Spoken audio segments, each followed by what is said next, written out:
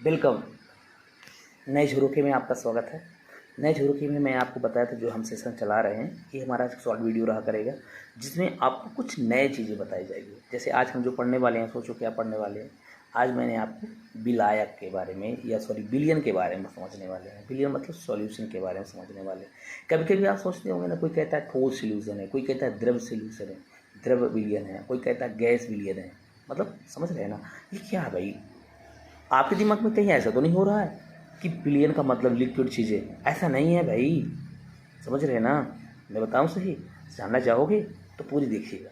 देखिए, जिसकी मात्रा अगर, जैसे देखिए बिलियन पहले समझो। बिलियन में एक तरफ हम क्या करते हैं कि जो चीज़ें ज़्यादा होती है उसे विलायक, और जो चीज़ें कम होती है उसे विलेय कहते हैं। पहले तो ये क्लियर जानो। अगर ज़्यादा वाली चीज़ें जिस अवस्था में होगी वो वही विलियन होगा।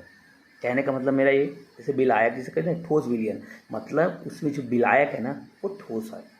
कई कहते हैं ना द्रव विलियन, मतलब उसमें जो विलायक है, विलेय तो कम मात्रा वाला है, वो गैस अवस्था में तो गैस विलियन हो गया। अगर विलायक द्रव अवस्था में है तो द्रव हो गया, अगर ठोस अवस्था में तो ठोस विलियन हो गया।